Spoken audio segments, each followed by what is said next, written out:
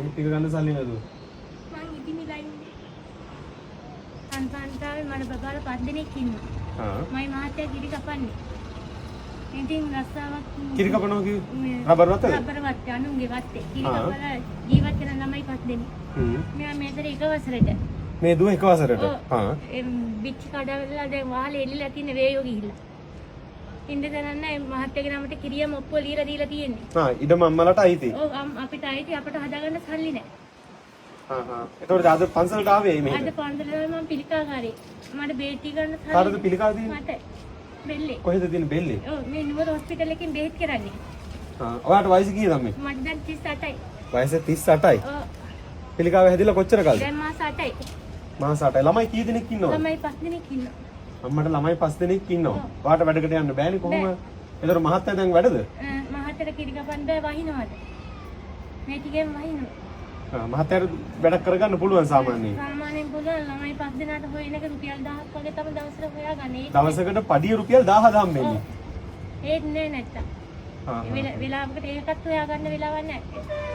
පොත් ගෙඩියක් අම්බලා කාලා තමයි ළමයි එක ජීවත් වෙන්නේ. එතකොට ඉන්නේ මේ මොන වගේ ගෙදරකද කියන්නේ? අපි ඉන්නේ තකරන් වහපු ගෙයක මැටි ගෙයක. තකරන් වහපු මැටි ගෙයක ඉන්නේ. කිරියම්ම හිටලා ඉස්සර හිටපු මුත්තම්මලා හිටපු ගේ අපිට ලීලා දුන්න මහත්තයාගේ නමට. ඒ මැටි ගෙදර තමයි අම්මලා ඉන්නේ. ඔව්. අපිට හදාගන්න සල්ලි තමයි නැත්තේ.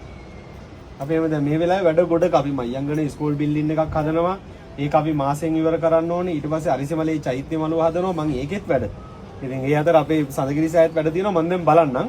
අපේ ව්‍යාපාරික වැඩමුළුවට සම්බන්ධ තරුණ කට්ටිය හරි සම්බන්ධ කරගෙන මොකක් හරි කරන්න පුළුවන් කියලා. ඒ දුව මෙහෙම තියන් ඉන්නේ. මෙහෙම තියන් ඉන්නේ මේ වැටිලා බිච්චියක් එල්ලලා. මොකද්ද? බිච්චියක්. අපි ඔක්කොමලා යට වුණා බිච්චියට. කවද්ද? දැන් මාස 3ක් විතර වෙනවා. ඒ කියන්නේ දෝයේ කකුල් දෙක ඒකෙන් ආබාධික පොඩ්ඩක්. එයා අලුත් ගේයක් නෑනේ බුදිය ගන්න ගියේ අඬන ඔක්කොමලා ළමයි. පොඩි ළමයි ටිකද? ඔව්. ඉතින් මේ තේරෙනවා ඇති මේ පුතාට වයස කීයද? දැන් අවුරුදු 3. පුතේ නම මොකද්ද වාගේ? චූටි නම මොකද්ද? අවුරුදු 3යි. ඔව්.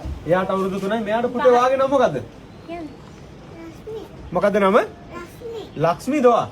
මේ චූටි දුව ලක්ෂ්මී මේ අවුරුදු 3 චූටි පුතා අනිත් ළමයි? ලොකු පුතා 8. ලොකු පුතා 8 වසරේ. පොඩි පුතා මේ ඉස්සරේ 6ට. දෙවනි පුතා 6 වසරට. අනිත් දුව 4ට මේ පාර. 4 වසරට. ඉතින් මේ අම්මා කියන කතාව මේ අතරම මම මේ ටිකේ වැඩ ගොඩක කරගන්න බැරි තරම් වැඩ ගොඩක අපි හිර වෙලා ඉන්නේ. අපේ පන්තාන සඳගිරිසෑයේ රතගාල අපි හදා ගන්න ඕන ලක්ෂ ගාණක් සදහවතුන් එනවා.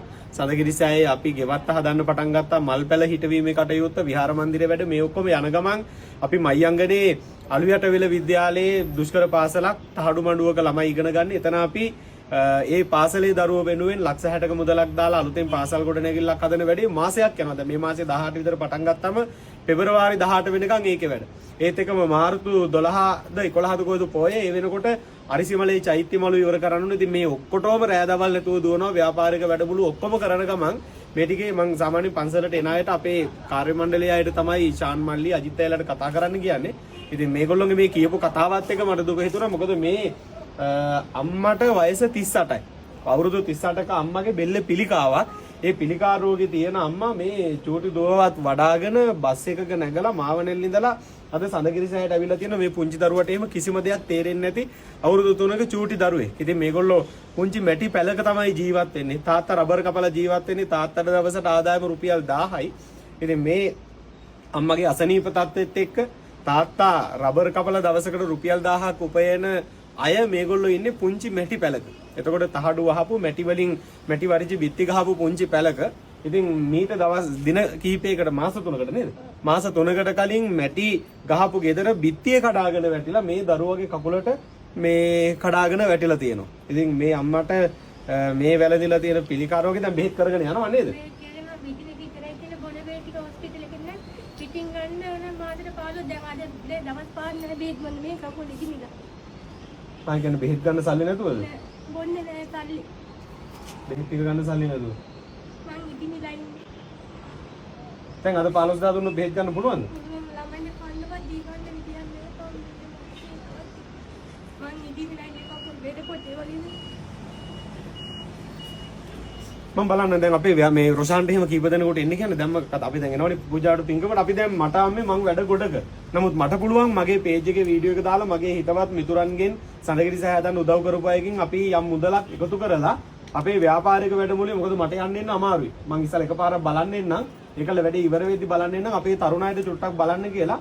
ඔයාලට ඕන කරන මුදල අපි ලැහැස්ති කරලා ඕන කර ගේ හදන්න ඕන කරන බ්ලොක් ගල්, වැලි මෙටල්, සිමෙන්ති වහලේ ගහන්න ඕන බඩු ටික ගෙනල්ලා දුන්නොත් දරුවෝ පහක් ඇත්තරම ඉන්නෝනේ. බඩු ටික ගෙනල්ලා දුන්නොත් මහත්තයාටත් එනකොට පඩි දෙමු.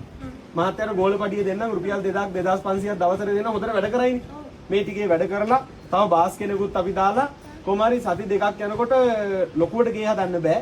අඩුම පිළිවෙලට ඉන්න කෑම හදාගෙන කාමරයක් නෙවෙයි. කෑම හදාගන්න කුස්සියයි ඉන්න කාමර දෙකයි. ඊට වඩා නම් මට ලොකුවට බෑ. මොකද අපි හදාදී දොස් කියන්න එපා.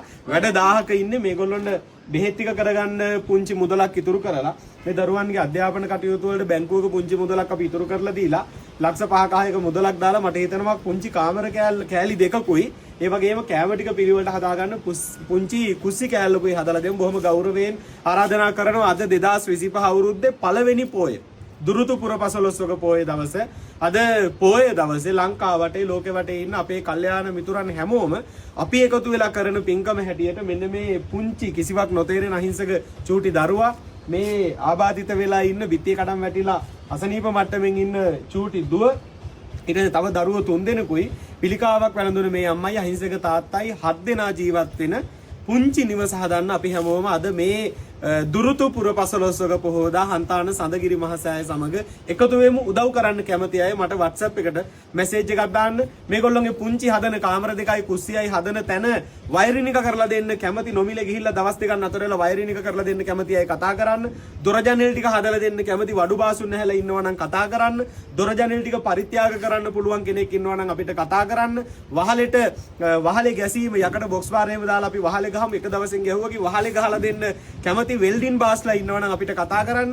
ඇවිල්ලා සතියක් විතර වැඩ කරලා නොමිලේ උදව් කරන්න කැමති මේසන් බාසුන් නැහැලා ඉන්නවනම් ඔයගොල්ලෝගේ දරුවෝ වගේ මේ චූටි දරුවා මේ දියණිය ඇතුළේ දරුවෝ සලකමින් පුළුවන් අය මේ කටයුත්තත් එක්ක එකතු වෙන්න කියලා ආරාධනා කරනවා. හොඳට පුළුවන් නම් කාමර දෙකක් කරලා ළමයි ටිකත් එක්ක හොඳ තත්ත්වෙන් ඉන්න ඕනනේ. මගේ බේත් ටික කරගෙන ළමයි ඉඳලා මාද ජීවත් වෙන්නේ. ඉල්ලේ පාන්දරට ඇවිල්ලා ආම්සේ මුණගයිලා කතා කරෙමීමයි කියලා ළමයි අතරන් ඇවිල්ලා පුළුවන් නම් මට සාවයක් කරන්න මගේ මට උනන්නේ ඉන්න තැන හොඳට හදලා මගේ බේත් ටික ගන්න සොයක් කරන්න කියලා තමයි මම කියන්නේ හාමුදුරනේ.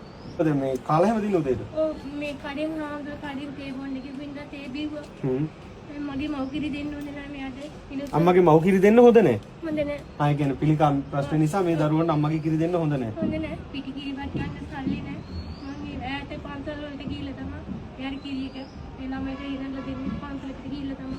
කන්න ටිකුණක් ගෙනලා දෙන්නේ. මහතර කිරි කපා ගන්න බැරුණොත් මහත්තයා පිස්සෙක් වගේ ඉන්නවා. ඇසෙන විදිය ජීවත් වෙන විදියක් නැති ඉන්න.